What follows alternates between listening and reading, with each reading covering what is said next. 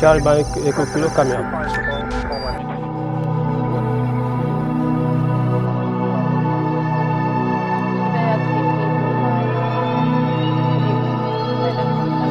Ils sont des travailleurs de l'ombre.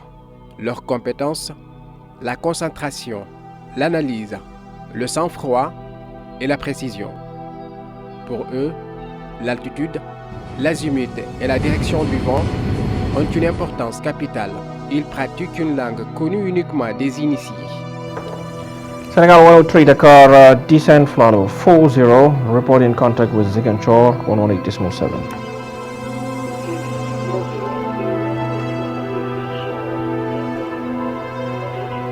Copy that, passing 100, descent, continue with Ziguinchor.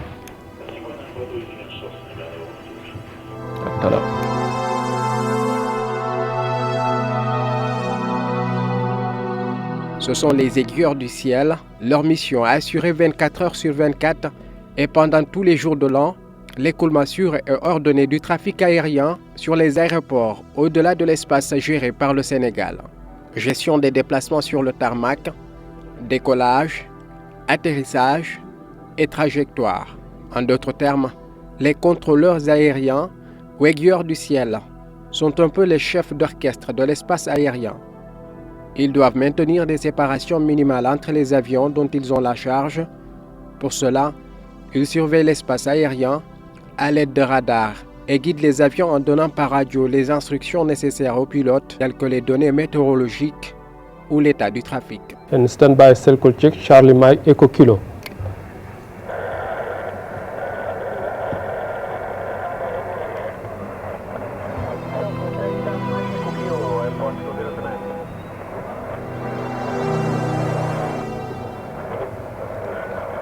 Charlie Bank Echo Kilo coming up.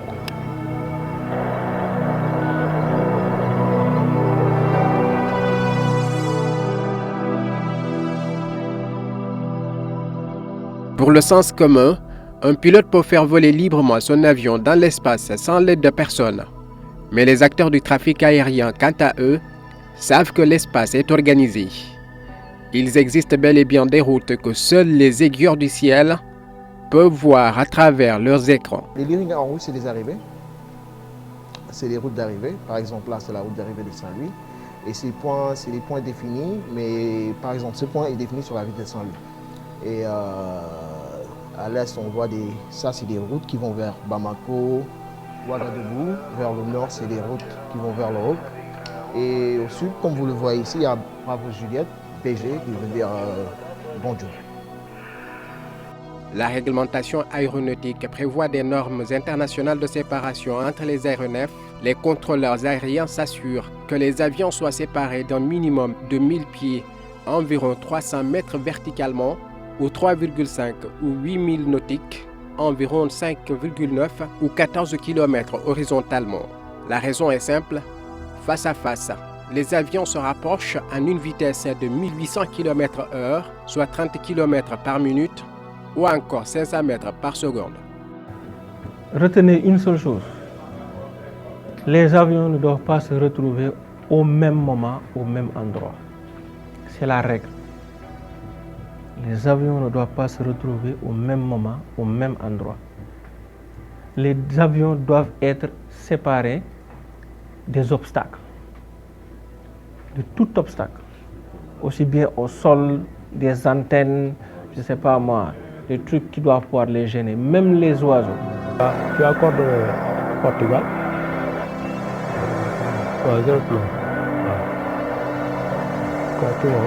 En équipe de 2, les contrôleurs disposent de la représentation précise de la position des avions sur leur écran radar et des informations utiles sur le type de l'aéronef, son nom, son altitude et sa vitesse pour pouvoir le suivre et assurer la sécurité de l'équipage et des passagers. Le prochain point qu'il va survoler, c'est Sagma, et l'heure à laquelle il l'estime, à 20h, à 20h31, n'est-ce pas? Sa vitesse, n'est-ce pas? La vitesse sol, la vitesse croisière, la vitesse sol, n'est-ce pas? ce qu'on appelle Grand Speed,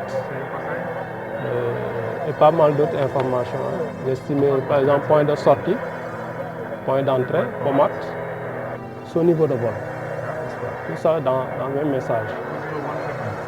Sa déviation par rapport à la route, aéronautique, c'est négligeable, c'est rien. Les contrôleurs aériens ont une lourde responsabilité à chaque instant.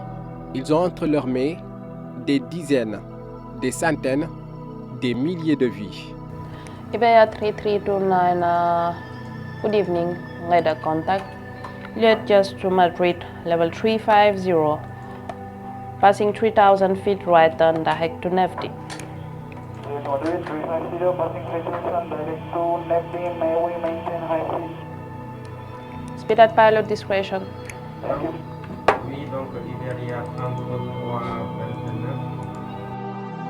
Pourtant, ils font partie du lot des acteurs méconnus du trafic aérien. Mariam Souadadia est l'une des rares femmes qui évolue dans ce secteur peu connu de l'aéronautique. Le contrôleur aérien est l'un des métiers les plus stressants au monde. Une petite erreur peut mettre en danger la vie de plusieurs personnes. Si vous laissez votre stress vous dominer, vous pourrez faire une erreur qui peut être fatale à des vies humaines. Donc, vous êtes obligé de prendre sur vous-même pour pouvoir gérer ce stress-là. Et même dans votre formation, il nous est imposé de pouvoir gérer ce stress-là.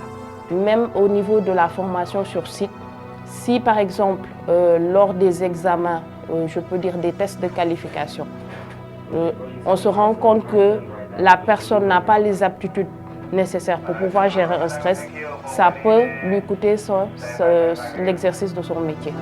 Le contrôleur doit donc être constamment en état de veille quand il est de garde, surveiller le mouvement des avions dans l'espace et sur le sol, à l'aide de son écran radar, avec rapidité et efficacité.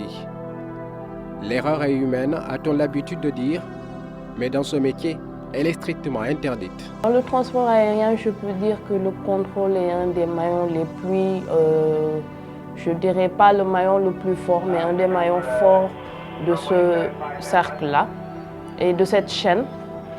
Et il est en contact direct avec les principaux clients qui sont les pilotes et donc les compagnies aériennes. Donc je peux dire que nous sommes à peu près la vitrine de l'aviation civile en matière de sécurité, en matière de contact direct, de prestation de services qui est offerte aux compagnies, donc la sécurité de leur vol. Ils sont un peu plus de 80 contrôleurs aériens au Sénégal, recrutés par l'Agence pour la sécurité de la navigation aérienne en Afrique et à Madagascar, ASECNA, créée en 1959. Tous sont diplômés en navigation civile, dont la plupart sont sortis de l'école africaine de météorologie et de navigation civile de Niamey au Niger. Le HAMAC est l'une des 3 écoles interétats de l'ASECNA, créée en 1963, et il est placé sous la tutelle de la Direction des ressources humaines au siège de l'agence à Dakar. Pour communiquer avec tous les pilotes du monde, le contrôleur doit avoir un excellent niveau en anglais, maîtriser aussi le vocabulaire aéronautique. Il y a 3 principaux entités, 3 principaux unités qu'il doit nécessairement remplir. C'est-à-dire d'abord une visite médicale de classe 3 et qui est d'abord soumis à une bonne écoute, une bonne vision et un bon état de santé général. Donc vous avez déjà ce volet médical-là. Vous avez le volet langue qui est principalement un niveau 4 en anglais. Et le volet compétences, c'est-à-dire le contrôleur est soumis à une vérification de ses compétences annuellement au niveau de sa cellule. Donc ces compétences sont vérifiées annuellement et c'est ces 3 volets-là qui nous permettent d'avoir une licence et c'est cette licence-là qui permet à tout contrôleur aérien d'exercer son métier.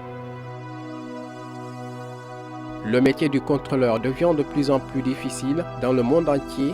On compte chaque jour plus de 90 000 vols, c'est-à-dire qu'à chaque instant, plus de 500 000 personnes au moins voyagent dans les airs. Près de 300 000 appareils traversent quotidiennement l'espace aérien sénégalais qui couvre la terre et l'océan. L'équipe en service doit simultanément gérer plus d'une vingtaine d'avions. avant même d'allumer ses moteurs, ce qu'on appelle la mise en route, le pilote est soumis à une autorisation du contrôleur. Donc, à plus forte raison, pour pouvoir décoller, il a besoin d'une autorisation de décollage. Donc, toutes les manœuvres du pilote, de l'allumage des moteurs jusqu'à l'extinction des moteurs, est soumis à une clairance du contrôleur. S'il le fait sans instruction, ça devient, je peux dire, une entrave au règlement de l'aviation civile. Au Centre régional de la navigation aérienne CERENA, les contrôleurs guident les avions dans le ciel. Au fur et à mesure que les avions pénètrent dans leur zone, ils prennent le relais des contrôleurs des régions d'information de vol limitrophes et notent les données concernant chaque appareil sur des bandelettes orange. Si l'avion va atterrir, ils assurent la coordination avec leurs collègues qui sont à la tour de contrôle de l'aéroport international Blaise Diagne.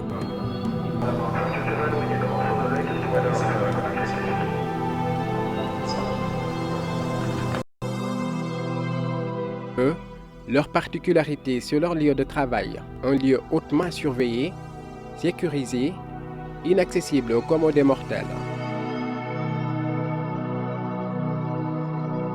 Voilà, donc là on est au 13e étage, là où est logée la tour de contrôle de l'aéroport de Diass. Donc en fait la porte est sécurisée, puisque vous savez que c'est un lieu très sensible, donc il faut le maximum de sécurité. Donc à partir de là, pour pouvoir accéder à la tour de contrôle, on sonne et on s'identifie. Donc c'est à partir de cette identification qu'on peut être autorisé à monter ou non. Voilà, donc là, voilà effectivement. Là, on va refermer la porte, oui, qui sera verrouillée dès que...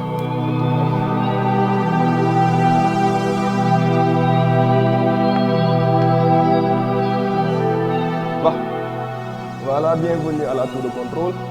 Vous êtes à la tour de contrôle de l'aéroport de Diass. Un bâtiment à 13 étages et la vigie est logée au 13e étage. Donc à partir de là sont coordonnés tous les mouvements d'aéronefs, aussi bien les décollages que les atterrissages, ainsi que les survols à une basse altitude. Donc comme vous pouvez le voir, c'est un bâtiment imposant, impressionnant. Là où on a une vue sur une bonne partie de Diass, ainsi qu'une partie de Rufisque. Voilà, on a une bonne vue pour résumer. Installés au 13e étage, ils ont une vue panoramique à 360 degrés. À travers les vitres, ils voient tous les mouvements sur le tarmac. Leur mission, organiser les arrivées des vols, les décollages et le roulage au sol. Aucun appareil ne décolle ou n'atterrit sans leur autorisation. Ils indiquent le plan de vol à chaque pilote. C'est dangereux qu'un avion décolle alors qu'il y a un autre qui atterrit dans le sens opposé. Le Boeing de la Royal Air Maroc est obligé de s'arrêter au niveau du point d'arrêt pour la piste 19. C'est parce que, comme vous le voyez là, il y a Transair qui vient de Ziguinchor qui doit se poser sur la piste 01. Donc tout ça est transparent pour le passager qui ne sait pas pourquoi le pilote s'arrête, ni pourquoi le pilote ralentit. C'est parce qu'au fond, il y a le contrôle aérien qui est derrière. Cet avion vient de se poser en toute sécurité. Pour les passagers, c'est la fin du voyage. Les plus anxieux sont soulagés. Les autres sont déjà absorbés par la chaleur d'un mois d'octobre dakarois. Tous sont reconnaissants envers l'équipage qui les a servis et les pilotes qui les ont menés à bon port, en oubliant les contrôleurs aériens dont le service est indispensable à la circulation des vols. Des hommes et des femmes qui, face à leurs écrans, ont veillé sur la sécurité de leur avion depuis son décollage, en passant par la croisière jusqu'à son atterrissage.